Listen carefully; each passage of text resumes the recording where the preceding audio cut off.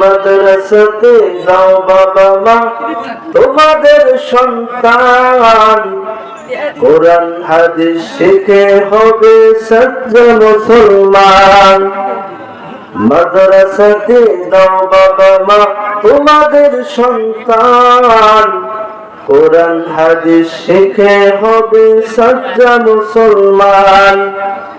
ইমানে আমলে হবে মুমিন মুসলমান, ইমানে আমলে হবে মুমিন মুসলমান। কোরআন হাদিস শিখে হবে সচ্চা মুসলমান। মাদ্রাসাতে দাও বাবা মা তোমাদের সন্তান, কোরআন হাদিস শিখে হবে সচ্চা মুসলমান। তারা হরফে হরফে পাবে আল্লাহর পরিচয়, অন্তরেতে থাকবে সদা জাহান্নামের ভয়। তারা হরফে হরফে পাবে আল্লাহর পরিচয়, অন্তরেতে থাকবে সদা জাহান্নামের ভয়।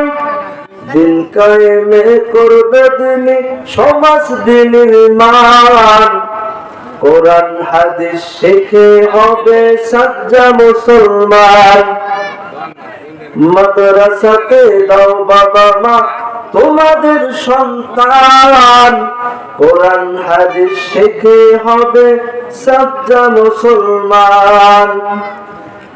বড় হয়ে ইমাম খতিব হবে দিনের দায়ী, জান্নাতে হবে বৃক্ষরোপণ কোনো নজর নাই। বড় হয়ে ইমাম খতিব হবে দিনের দায়ী, জান্নাতে হবে বৃক্ষরোপণ কোনো নজর নাই। কঠিন আখিরাতে তুমি হবে না পেরেশান, কোরআন হাদিস শিখে হবে সচ্চা মুসলমান। মাদ্রাসাতে দাও বাবা মা তোমাদের সন্তান, কোরআন হাদিস শিখে হবে সচ্চা মুসলমান। প্রাণের চেয়ে প্রিয় করো নবীর ভালোবাসা, ভিন্ন মতে ভ্রান্ত পথে হবে নিরাশা। প্রাণের চেয়ে প্রিয় করো নবীর ভালোবাসা, ভিন্ন মতে ভ্রান্ত পথে পাবে হতাশা। দোজাহারে শান্তি পাবে বলেন রহমান, কোরআন হাদিস শিখে হবে সচ্চা মুসলমান। আলহামদুলিল্লাহ, আজকে সাম্বারিয়া মাদ্রাসার উন্নতি বলতে 20তম তাফসীর মাহফিলের স্বনামধন্য সম্মানিত সভাপতি সাহেব, প্রধান অতিথি, বিশেষ অতিথি, সম্মানিত অতিথি, সম্মানিত দিনদার পরহেজগার আল্লাহওয়ালা ভাই ও বাবাজিরা, পর্দার অন্তরালে আমার সতী সাধবী মা এবং বোনেরা, সকলের প্রতি রইল আমার আন্তরিক সালাম, আন্তরিক মোবারকবাদ। সর্বপ্রথম আল্লাহ তাআলার শুকরিয়া আদায় করে লাখোটি সুজুদ পেশ করি যে মহান রব্বুল আলামিন তার দরবারে বসে আমাকে আপনাকে আদর করে ডেকে এনে কোরআনের মাহফিলে আসার বসার সুযোগ করে দিলেন। সেই আল্লাহ পাকের উপর আমরা একবার কালেমাতুশ শুকর আদায় করি, সকলেই পড়ি আলহামদুলিল্লাহ। আর একটু জোরে করুন আলহামদুলিল্লাহ। অতঃপর শতকোটি দরুদ এবং সালাম বিশ্ব মানবতার মুক্তির দূত সাইয়্যিদুল মুরসালিন খাতামুন নবিয়্যিন রাহমাতাল লিল আলামিনের উপর যে নবী করিম সাল্লাল্লাহু আলাইহি ওয়াসাল্লামকে সৃষ্টি না করা হলে পূর্ব গগন থেকে সূর্যকে পশ্চিমে ডুবতো না, অক্সিজেন পূর্ণ বাতাস কিছুই প্রবাহিত হতো না, আমরা দুই চোখে যাহা দেখিতে তা দেখিতে পারতাম না। চিল্লায়া বলেন মারহাবা। আর একটু জোরে বলেন মারহাবা। কাল কিয়ামতের ময়দানে আল্লাহ রাব্বুল আলামিন বিচারের বোর্ড বসাবেন, আল্লাহ হবেন মালিক ইয়াউমিদ্দিন। সব বৃন্তির প্রভুত্বর খবর থাকবে আমার আল্লাহর হাতে।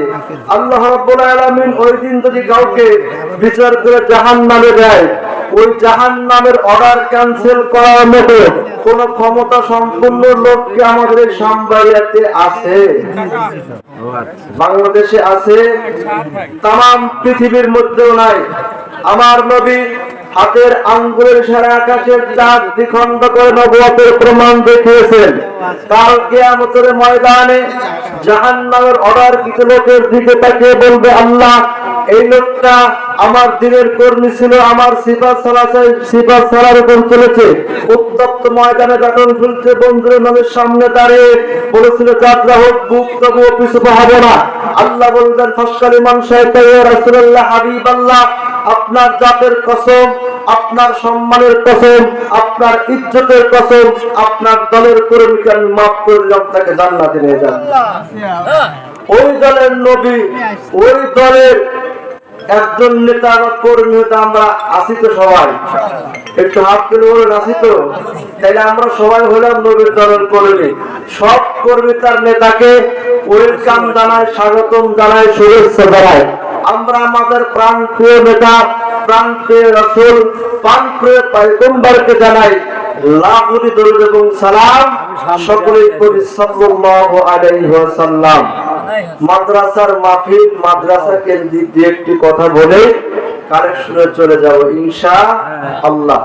আল্লাহর নবী হযরতে মুসা আলাইহিস সালাতু ওয়াস সালাম আল্লাহর একজন কিতাবপ্রাপ্ত নবী। মুসা আলাইহিস সালাতু ওয়াস সালাম এই ঘটনাটা তাফসীরের মধ্যে এসেছে, তাফসীরে কাবীর ফখরুদ্দিন রাজি রাহমাতুল্লাহ আলাইহি এই ঘটনাটা লিখেছেন। কারণ মাদ্রাসার মাহফিল বিদায় আমি মাদ্রাসার কথাগুলো বলতেছি। আল্লাহর রাসূল হযরতে মুসা কালিমুল্লাহ একদিন রাস্তা দিয়ে হেঁটে যাইতেছিলেন। যাওয়ার সময় পথের মধ্যে একটি কবরে আযাব দেখতেছিলেন। আল্লাহর নবী মুসা আলাইহিস সালাতু ওয়াস সালাম সেই কবরের পাশ দিয়ে দ্রুত তার সেই গন্তব্যস্থলে পৌঁছে গেলেন। কিন্তু আসার সময় দেখলে পাইলেন ওই কবরের মধ্যে আর আযাব নাই। আল্লাহর নবী হযরতে মুসা আলাইহিস সালাতু ওয়াস সালাম সিজদায় পড়ে গিয়ে আল্লাহকে বলেন, রব্বুল আলামিন, একটু আগে যে কবরের মধ্যে আযাব দেখেছিলাম, এখন কেন এই কবরের মধ্যে আযাব নাই? আল্লাহ রাব্বুল আলামিন মুসা নবীকে ডাক দিয়ে বলে, হে মুসা, যখন কবরের মধ্যে আযাব হইতেছিল তখন তো কিছু বললাম না, এখন কবরের মধ্যে আযাব নাই, সেই জন্যের হাকিকত জানতে চাও?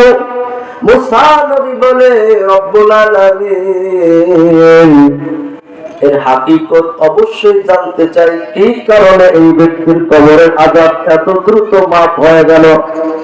আল্লাহ তাআলা ডাকতে বলে, হে মুসা, তুমি শুনে নাও, এই ব্যক্তিটা যখন দুনিয়ার মধ্যে ছিল কিছু কিছু গুনার কারণে কবরে আযাব হইতেছিল, কিন্তু যখন এই ব্যক্তি দুনিয়া থেকে বিদায় হয়ে চলে আসবে তার আগ মুহূর্তে তার দুইটি সন্তান পৃথিবীর মধ্যে ছিল। তার স্ত্রীকে বলেছিল, ও আমার প্রাণের বিবি, আমি যদি দুনিয়া থেকে বিদায় নিয়ে চলে যাই আমার দুইটি সন্তানকে অবশ্যই অবশ্যই মাদ্রাসায় পড়াবেন। করে বলেন সুবহানাল্লাহ। আল্লাহর নবী হযরতে মুসা আলাইহিস সালাতু ওয়াস সালাম আল্লাহর কাছে কথাটা শুনতেছিলেন। আল্লাহর নবী এই কথা শোনার পর বললেন, কি কারণে মাফ হলো একটু জানতে চাই। ওই সময় আল্লাহ তাআলা ডাকতে বললেন, মুসা রে, এই দুইটি সন্তান যতদিন পর্যন্ত কথা বলতে শেখে নাই ততদিন এই ব্যক্তির কবরে আযাব হইতেছিল, কিন্তু যেই দিন এই ব্যক্তির যখন দুইটি সন্তান কথা বলতে শিখেছে তার মারা তার নসিহত মোতাবেক মাদ্রাসায় ভর্তি করে দিয়েছে। সুবহানাল্লাহ।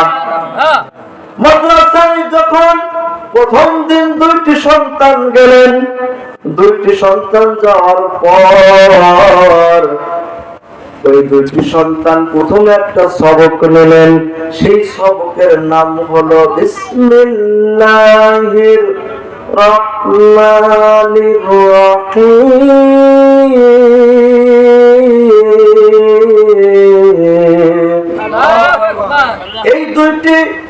এই সবকটা নেওয়ার পরে দুইটি সন্তান ফেরার পথে তার বাবার কবরের পাশে এসে দাঁড়িয়ে ওই কবরের সামনে দুইটি হাত উত্তোলন করে বলেছিল, রব্বুল আলামিন, আমরা কোনো কিছু শিখি নাই, কিন্তু কোনো কিছুই জানি না, কিন্তু আজকে আমরা মাদ্রাসায় ভর্তি হয়ে বিসমিল্লাহর সবক নিয়েছি। এই বিসমিল্লাহর সবকের মধ্যে আল্লাহ তোমার দুইটি নাম আছে, রহিম ও রহমান। আল্লাহ তোমার এই দুইটি নামের কারণে আমার বাবার কবর যদি আযাব থেকে থাকে, আমার বাবার কবরের আযাব আল্লাহ তুমি মাফ করে দাও। এই কথা বলতে দেন আল্লাহ বলে, হে মুসা রে, যখন ওই দুইটি সন্তান আমার দুইটি নাম নিয়ে আমার কাছে ওসিলা দিয়ে দোয়া চেয়েছিল, আমি আল্লাহ রাব্বুল আলামিন হাত তুলতে দেরি করেছে, আমি মাফ করতে দেরি করি নাই।